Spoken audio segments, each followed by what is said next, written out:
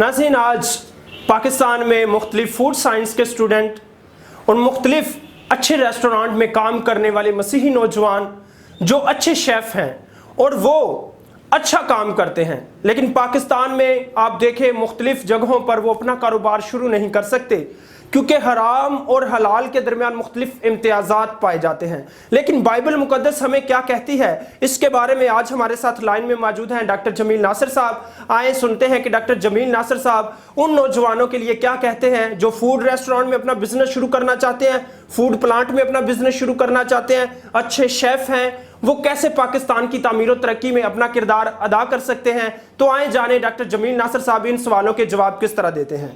कि Christian restaurant से पहली बात तो पाकिस्तान के अंदर क्रिश्चियन रेस्टोरेंट ही नहीं है, और अगर है तो आप देख लीजिए कितनी डिस्क्रिमिनेशन है।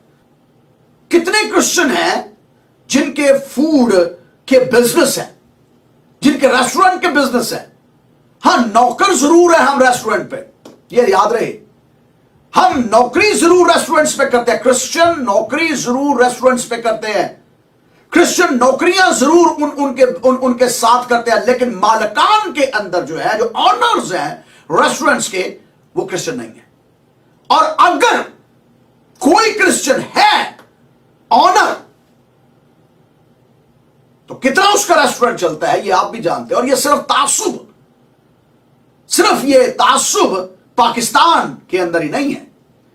जितने क्रिश्चियन आज दुनिया के बहुत से तरक्की याफ्ता ऐसे चलेगा इनका रेस्टोरेंट, ये बड़ी तल्ख बातें हैं जो मैं आज कर रहा हूं। दुनिया के अंदर वर्ल्ड वाइड मैं क्रिश्चियनिटी की बात कर रहा हूं, और पाकिस्तानी क्रिश्चियनिटी की मैं बात कर रहा हूं, मैं इंडियन क्रिश्चियंस की बात कर रहा हूं।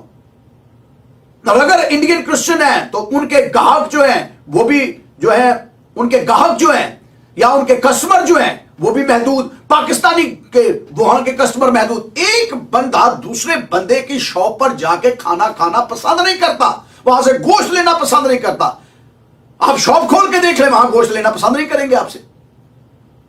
आप बेचारे तरले ही करते रहेंगे, फलानु फोन किया, चल भाई तू ही गोश्त ले ला आके, चल तू अपने, वो अपने भी आने जाए को की लेना है।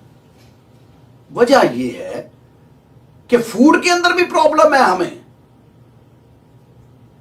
फूड के अंदर भी इतनी डिस्क्रिमिनेशन है। रेस्टोरेंट के अंदर फूड स्लॉटरिंग के अंदर, फूड स्लॉटर कर रहा है दूर की बात है, हम सानू तो हाथ नहीं लान देंगे लोग। उसकी वजह आप स्लॉटर तो करके दिखाएं। क्या पढ़ेंगे आप, कौन सी तकबीर पढ़ेंगे आप, कौन से कलिमात पढ़ेंगे आप, मुश्किल हो जाएगी। तो ये सारे निजाम जो हैं दानियल को भी फेस करने पड़े।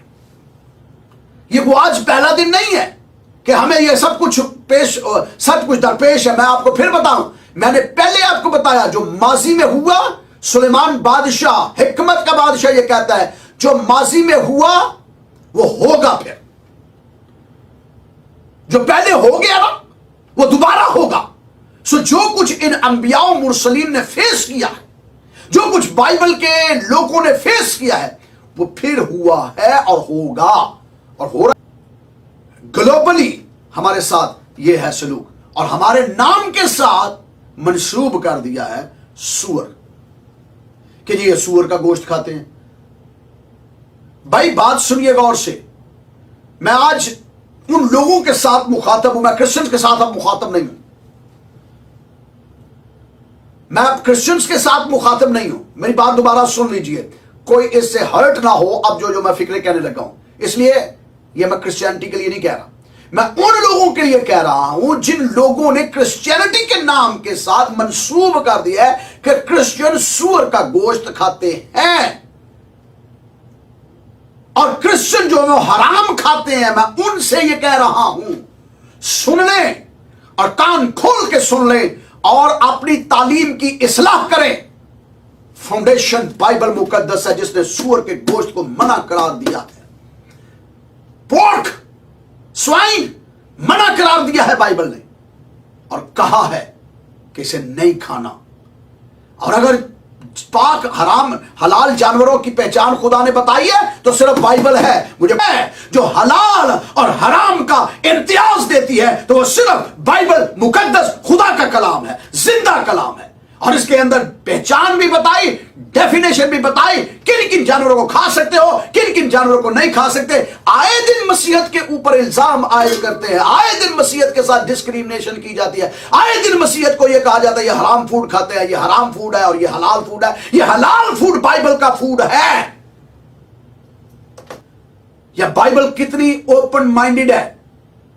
بائبل کے اندر ڈسکریمنیشن نہیں ہے کہ آپ اس کے پاس جاؤ اور اس کے پاس نہ جاؤ. یہ ذرا باہر آئیں, میں کرسچنز کی بھی بات کرنے لگا ہوں. کرسچن بھی اس الوژن سے, اس خام خیالی سے باہر آئیں, اور باقی قومیں جو کرسچینٹی کے ساتھ اس طرح کا سلوک کرتی ہیں وہ بھی ذرا اس خام خیالی سے باہر آئیں. بائبل کا کانسیپٹ کیا ہے قصابوں کی بابت؟ آئیے بائبل مقدس کا میں آپ کے لیے مطالعہ کروانے جا رہا ہوں, تاکہ ہم بائبل مقدس کے فتوے کو اور بائبل مقدس کی ان آیات کریمہ کو جو بائبل نے ہمیں سکھائی ہیں, ہم ان کو بہتر سے بہتر طور پر جان سکیں. آئیے بائبل مقدس میں سے کرنتھس کی کلیسیا کے نام پالوس رسول کا خط پڑھیے گا. یہاں پر کلام مقدس میں یوں لکھا ہے, کرنتھس کی کلیسیا کے نام پالوس رسول خط لکھتے ہوئے پہلا خط اور اس کا 10واں باب اور اس کی آیت نمبر میں 30 سے پڑھنے جا رہا ہوں. لکھا ہے بلکہ 28ویں سے, لیکن اگر کوئی تم سے کہے کہ ایک بائبل مقدس میں لکھا ہے سب چیزیں روا تو ہیں مگر سب چیزیں مفید نہیں, کوئی اپنی بہتری نہ ڈھونڈے بلکہ دوسرے کی. جو کچھ قصابوں کی دکانوں میں بکتا ہے, ذرا سنیے غور سے, جو کچھ بچر شاپس کے اوپر بکتا ہے, اب یہ حلال فوڈ ہے حرام فوڈ ہے یہ بات کی بات ہے, پہلے ذرا سن لیں غور سے.